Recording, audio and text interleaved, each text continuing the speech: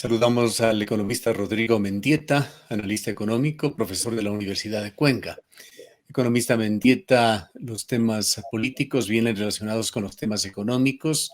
Se van cumpliendo ya casi 150 días de gobierno sin tener claridad todavía sobre los cambios que puedan introducirse en la economía ecuatoriana por acción del gobierno de Guillermo Lasso. Quisiéramos analizar con usted la situación actual. ¿Cómo está, Gustavo? Un saludo cordial a usted y también a quienes nos siguen en esta entrevista. En efecto, ¿no? En efecto, veníamos, yo creo que demandando de parte del Estado o de parte del gobierno, del Ejecutivo, una clarificación en lo que tendría que ver con la ruta económica que se iba a marcar y que ésta se diera, diríamos así, pues cuando se presentara en una primera instancia el Plan Nacional de Desarrollo, denominado Plan Creando Oportunidades, y luego después ya la ley concreta de creación de oportunidades, que todos conocemos el fin que tuvo, digamos, o más bien el fin parcial que tuvo el momento en que fue devuelta por la instancia correspondiente de la Asamblea.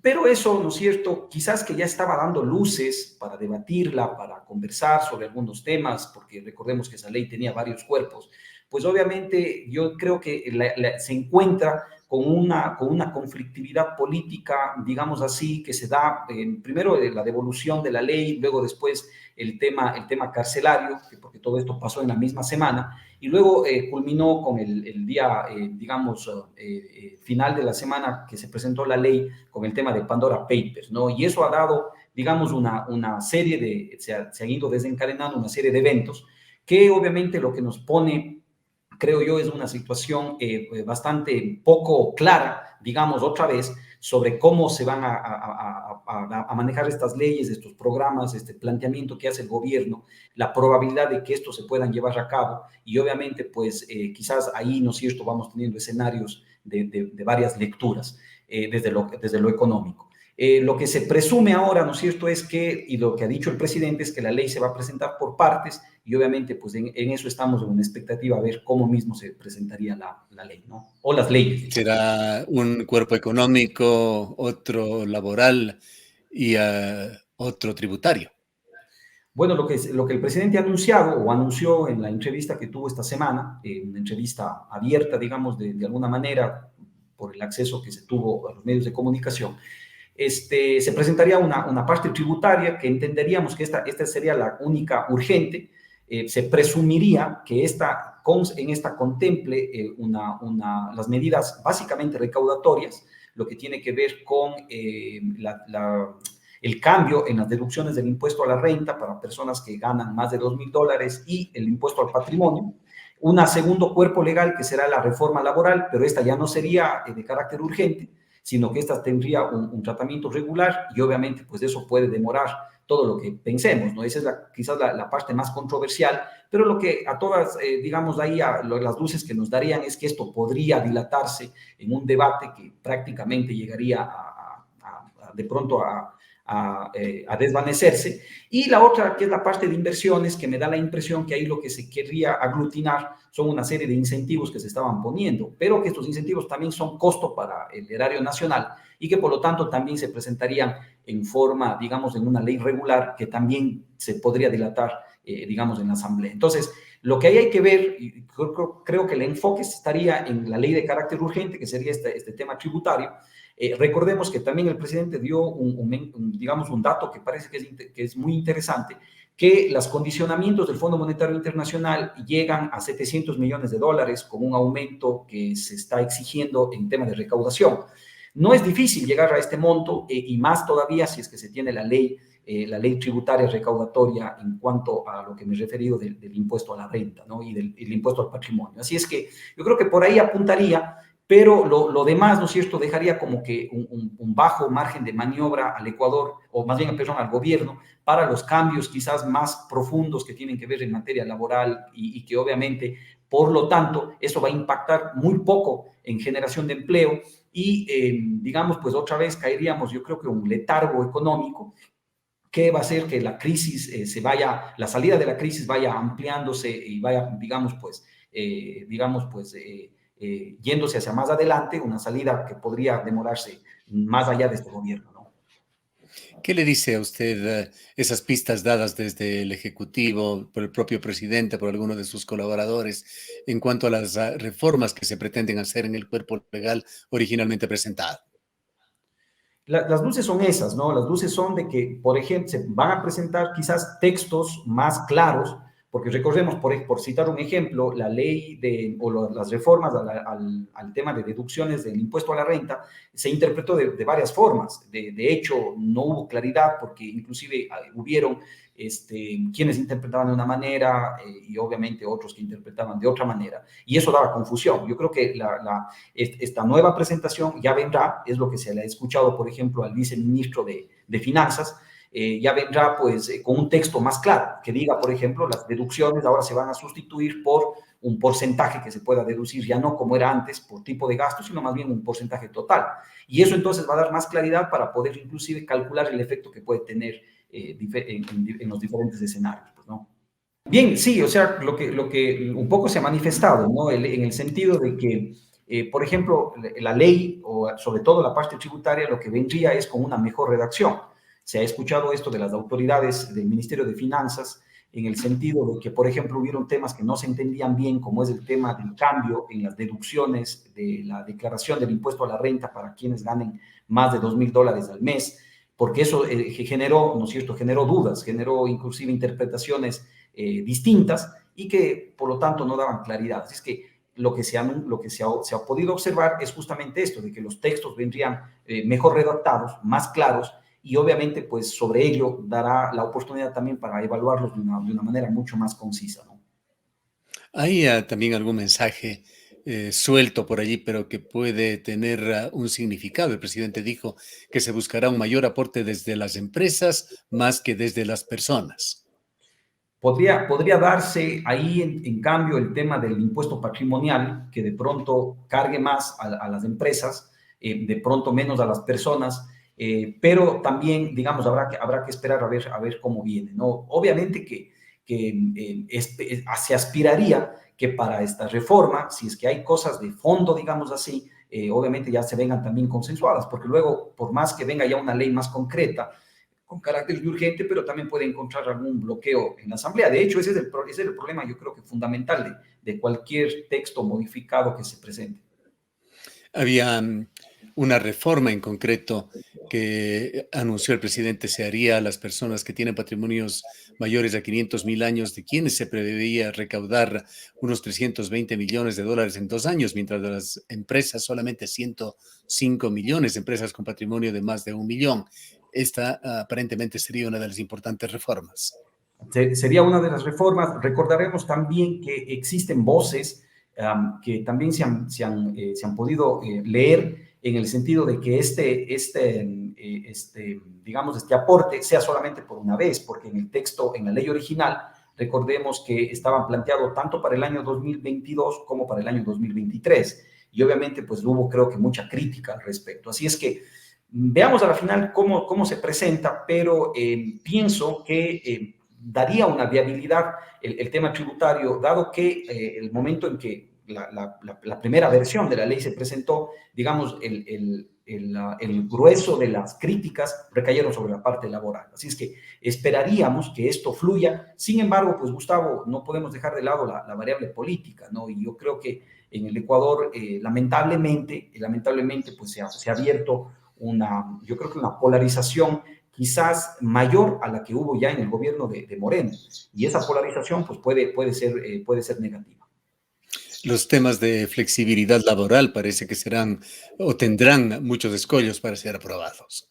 Claro, es que eso, y además al ser presentado en forma regular, porque ya no podría presentar en forma urgente, quedaría solamente la ley tributaria o la reforma tributaria urgente, pero lo demás no, entonces entrará en una lógica ya parlamentaria que tiene sus tiempos. De hecho, inclusive ahí tenemos el triple del tiempo de lo que digamos, pues denota una ley urgente, y eso puede, digamos, dilatarse todo lo que fuera, ¿no? Además que ya rebasaría este año, fijémonos en eso, rebasaría este año, se estaría debatiendo para el año que viene. Luego después entraría en vigencia, suponiendo que hay algún tipo de cambio, porque yo personalmente pienso que no, los cambios se empezarían a percibir recién en el año 2023, ya estando a un año de un nuevo gobierno, digamos. Entonces, yo le veo que es muy complicado en el tema laboral y yo creo que va a enfocarse en el tema tributario, si es que no vamos a un escenario de inestabilidad política que puede ser inclusive peor para la economía del país.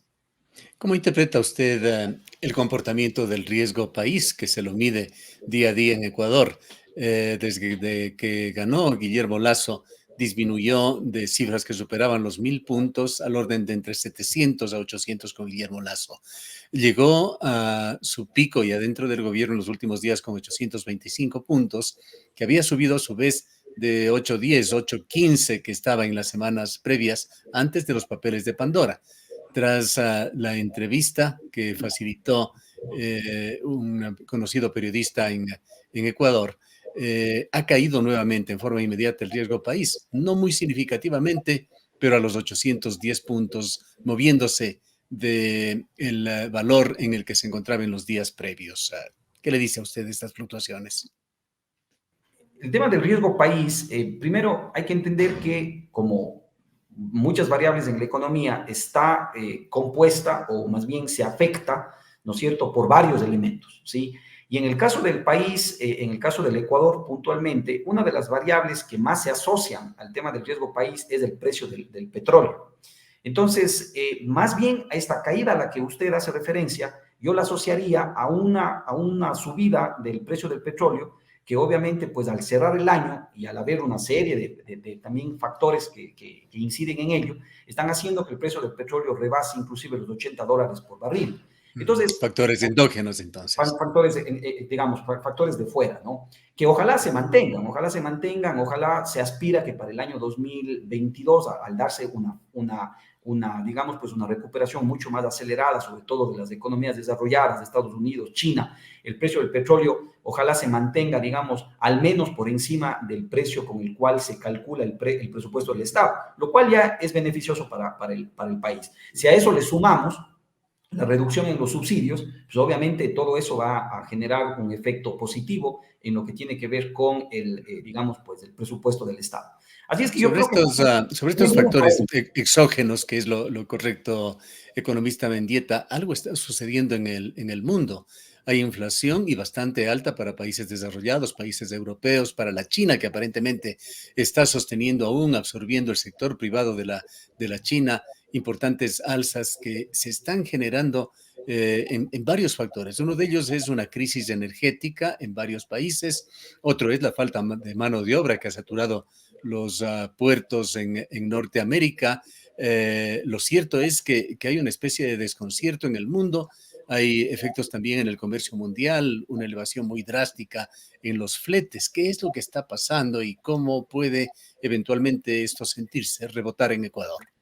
Eso es un efecto recuperación, hay un rebote, digamos, de la economía. Imaginemos la economía mundial, estas grandes economías que este momento, pues por la pandemia, se vieron reducida a quizás mínimos que no lo habían visto en toda su historia. Entonces, este momento hay como que va a haber una recuperación, un impulso económico muy, muy significativo.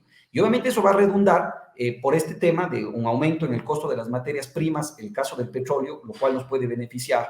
Ojalá también, y seguro se va a ver en un aumento en la demanda de bienes como de la exportación que nosotros tenemos, hablemos de banano, cacao, café, el tema del camarón, el atún, y que obviamente también nos va a beneficiar. Vemos, por ejemplo, el tema, Gustavo, el tema de las remesas, por ejemplo, ¿no? Que si bien es cierto, eso tiene detrás un componente social muy importante, sin embargo, las remesas van a romper todo récord histórico este año, ya solamente... Doloroso, pero se va sustentando como uno de los pilares de la economía. Así es, ¿no? Ya solamente con las cifras que tenemos para el primer semestre, ya estamos hablando de más de $2.000 millones. Eso quiere decir que va a rebasar los récords históricos que teníamos hasta ahora. Entonces, eso obviamente para la economía ecuatoriana va a ser beneficioso. Lo que ahí va a implicar con mucha, digamos, pues, con mucha sensibilidad es lo que tanto nosotros podamos aprovechar. Y claro, ¿no es cierto? Ahí es en donde, pues, ojalá se empiecen a ver temas de inversión extranjera, ojalá se empiecen a ver temas de inversión interna también, ojalá pueda darse un paso hacia mayor competitividad en el sistema financiero para que de una vez puedan reducirse en alguna medida las tasas de interés. Ojalá, digamos, sea bueno para el país. Sin embargo, el país también podría perder, digamos, este beneficio toda vez que haya conflictividad social o que conflictividad interna política y que la misma vaya escalando, ¿no? Que también decía ¿Qué, yo. qué efectos se están dando o pueden darse en estas provincias focalizadas con la migración, Cañar-Azuay? Va a beneficiarse, su economía se dinamiza definitivamente. Estas remesas cuando llegan, su beneficio por el lado del consumo, por el lado de generar circulante en la economía, pues obviamente se potencian en economías pequeñas que tienen pocas alternativas, digamos, para generar empleo, para generar recursos propios, ¿no? Inclusive en las más digamos así, pues que adolecen de esta problemática, este beneficio es todavía mayor. Hablamos de provincias del Cañar o dentro de la provincia de la Azuay, por ejemplo, pero hay ciudades digamos así, pues cantones mucho más que se van a beneficiar de esto, ¿no? Entonces, estas remesas, pues así, llegan una vez más como fue en la crisis del año 99, como han sido en crisis anteriores, ¿no es cierto?, de los años 60 del siglo anterior, por ejemplo. Entonces llegan también ahora, digamos, a reanimar el tema de la economía, porque llega a generar circulante, repito, un tema de consumo. Ojalá haya inversión, aunque eso se ha visto que las remesas no se destinan a la inversión en un porcentaje importante, más es para un tema de consumo, ¿no? Entonces eso es lo que estará sosteniendo mucha parte de la economía de este año y obviamente seguramente de los que vienen, ¿no? Una pregunta coyuntural también, economista Mendieta, ¿qué es lo que está pasando con el Banco del Pichincha? ¿Esto ha servido para que portavoces del gobierno salgan también con voces que intentan dar confianza sobre el sistema bancario en Ecuador por parte de las autoridades? Bueno, mire, Gustavo, nosotros estamos ahorita en un momento en el que las empresas, y entre ellas las financieras, tienen que acostumbrarse a un manejo de grandes volúmenes de datos, ¿no? Es decir, este rato se está tendiendo a tomar decisiones con base en grandes volúmenes de datos, ¿no? Entonces, en ese sentido, también viene el problema de la seguridad de esos datos, porque en la medida que las decisiones empiezan a tomarse con datos, empiezan a recolectarse, a almacenarse datos, hay una gestión de la información, pero también hay un tema de seguridad de la información. Entonces, claro, mientras no hacemos, o más bien nos haga falta esa inversión en esa seguridad, yo creo que vamos a estar expuestos a este tipo de cosas. Deberá las instancias correspondientes, que entiendo así lo estarán haciendo, asociación de bancos, superintendencia, los mismos bancos, pues obviamente tomando acciones para que esta información se vaya protegiendo, porque caso contrario, estamos a expensas de que pueda pasar algún problema mayor. Ahora pasó un problema que esta semana que fue complicado, pero que podría, digamos, potencializarse, escalar, ser mayor, y eso es lo que hay que evitar. Repito, En estamos todo caso, nosotros. algo que hay que dejar claro, que si bien hay amenazas puntuales contra el Banco del Pichincha, que ha tenido sus efectos, los depósitos de los ecuatorianos no se encuentran en realidad amenazados. No, porque yo creo que fue un tema, fue un ataque, digamos, a la estructura de datos, fue un ataque en ese sentido, ¿no? Pero no es un tema, digamos, de falta de liquidez, no es un tema de que los bancos estén con problemas para devolver los depósitos a las personas, no pasa por ahí, más bien es un tema, yo creo que por el lado de la seguridad de datos. Para finalizar, economista Mendieta, ¿qué espera usted de los asambleístas?